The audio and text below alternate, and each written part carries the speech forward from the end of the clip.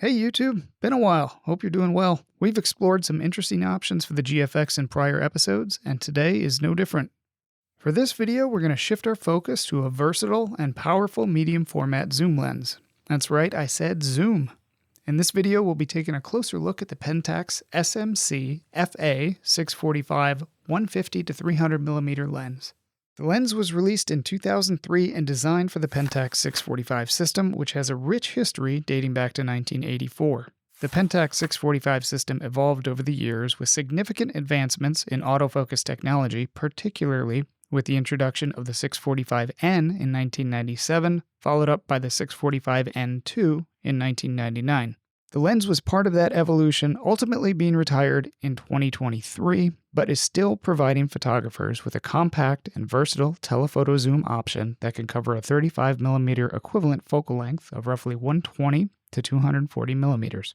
With its extra low dispersion glass elements and super protect coating, the lens is designed to deliver high-quality images while minimizing chromatic aberrations. Let's dive into the features and performance of the lens on the Fuji GFX system and explore how it might serve as an inexpensive and flexible offering for your medium format photography experience.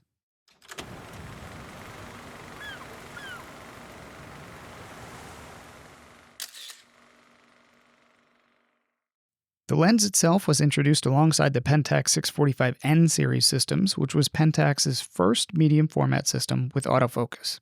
It's backwards compatible with the rest of the Pentax 645 lineup and forward compatible to the later digital cameras, the 645D and Z, but was only ever released once with no subsequent revisions. It was manufactured all the way up through the early 2020s. The lens design consists of 15 elements in 13 groups, including 2 ED elements, and has an 8-bladed aperture. As this is not a native Fuji GFX lens, we'll be using the Nippon Pentax 645 to GFX adapter.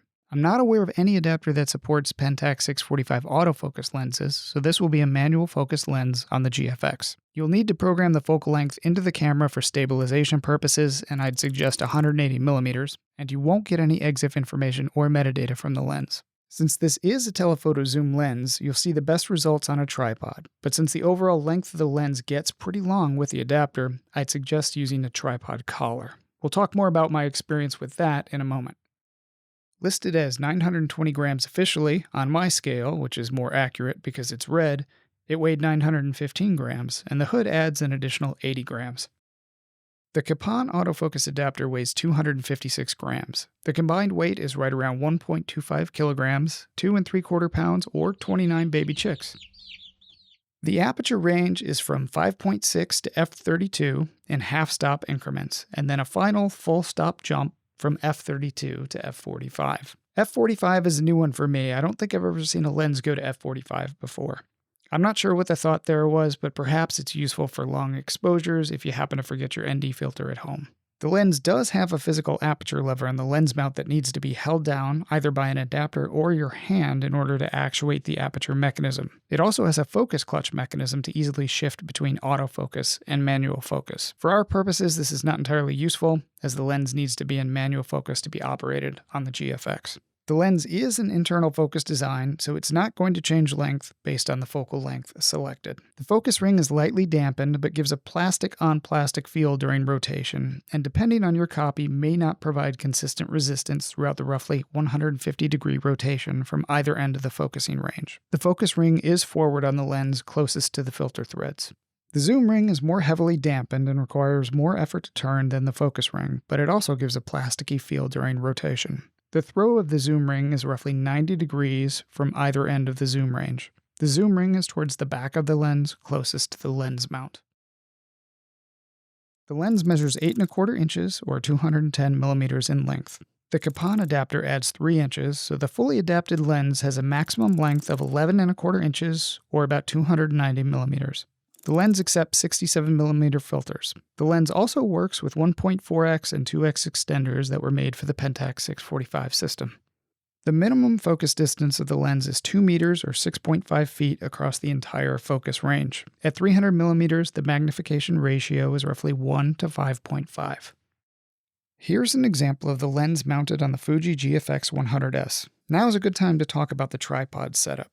I couldn't find a tripod collar that fit perfectly. I ended up with a Hogue collar for the Sigma 100-400, which was slightly too wide, and I had to use some very thick rubber tape on the inside of the collar to add thickness. As you can see, this worked, but wasn't a solution I'd recommend and actually created quite a mess all over the adapter. If you find a good solution for the tripod collar, please share your findings in the comments. Physically, the setup is easy to handhold, but if you're planning on using this with a pre-IBIS GFX, I'd suggest a fast shutter speed or a tripod. Finding a copy of the lens is relatively easy, and you'll have a number of choices where to purchase your copy. I should note that the lens is still available as new old stock for close to $1,800 USD, which I'd not recommend as a good value. At the time of filming, KEH and MPB were the only premium pre-owned lens dealers with availability. There is a fairly large selection of the lens available on eBay. There were 84 copies available on eBay at the time of filming, ranging from just under $200 to around $1,800 for a new old stock copy. I ultimately found a deal of mine on Fred Miranda for around $200, and I'd suggest checking out the buy and sell forum there as well for any deals. As of March 2025, the Heritage Focus suggested target price for a good used copy is $230 USD.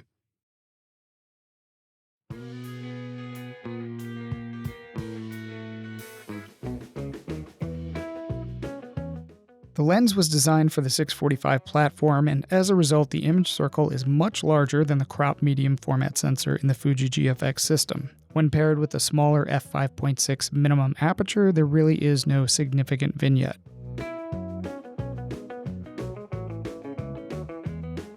Bokeh is not typically something you buy a telephoto zoom lens for, and in this scenario, bokeh is really going to be a function of the distance between you, your subject, and the background. When your subject is close to you and there's a fair amount of distance between the subject and the background, bokeh can come off as very creamy. With a detailed background that's relatively close to you, it can come off as a bit busy. Overall, the bokeh is average on the lens and in line with most telephoto zooms today.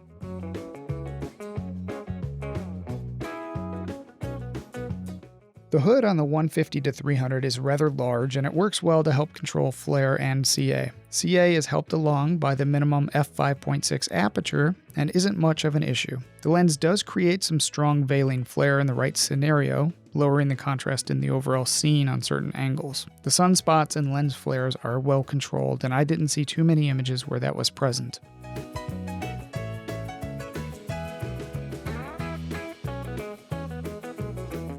The lens has good micro contrast, which gives a nice apparent sharpness until we pixel peep, and then we start to see the lens showing its age. I would say the sharpness is satisfactory, but well behind many of the modern offerings in the GFX lineup. It does have a rounded sharpness to it, which I find with a lot of Pentax 645 lenses, and that can provide a pleasing image if you're okay with it. I'd say this lens would definitely be good for skin, but less so for very demanding landscapes, especially at distance. I didn't notice a big difference in sharpness at either end of the zoom range.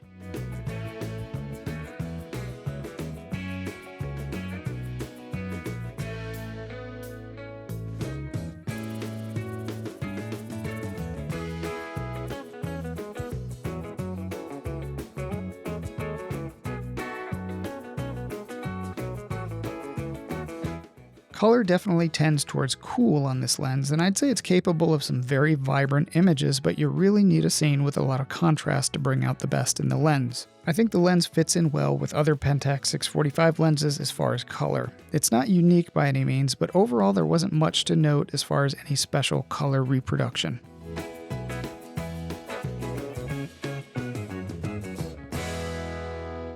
Now it's time for the HTSA. The HTSA is our patent-pending Heritage Focus highly technical subjective analysis. This is where I assign quantitative values to specific lens characteristics based on absolutely no scientific measurements whatsoever and based solely on my experience and personal opinion. When it comes to bokeh, I rated it a 6 out of 10. It's not a fast prime, but in the right conditions and with the right subject and background distances, you can achieve some very nice bokeh. Color isn't a problem, but does tend towards the cool side and is just fine overall. 5 out of 10. When it comes to character, I'm a fan of the rounded sharpness we see out of the Pentax 645 lineup. 8 out of 10. Flare control is very good. No real spots or colored flare to deal with, just a bit of veil. 7 out of 10. Size is, well, big, and adding the adapter makes it worse. It's manageable, and if you happen to like bazookas, this is going to be right up your alley. 2 out of 10. Weight is really not bad given the size and zoom capabilities, even compared to modern GFX offerings. We'll give it a 6 out of 10. Price is hard to beat. This is a high-quality medium format lens that does some telephoto work for those budget-minded shooters out there. It's a great value. I rated it as 10 out of 10 despite the fact that you still need to purchase an adapter. Thankfully, you just need a dumb adapter, and those are relatively inexpensive. That's a wrap for the 150-300 on the GFX 100S. If you enjoyed the content and found it useful, please do the thing and that other thing. Thank you again for watching Heritage Focus. Remember, you can always download the full resolution samples of the images shared today at heritagefocus.org.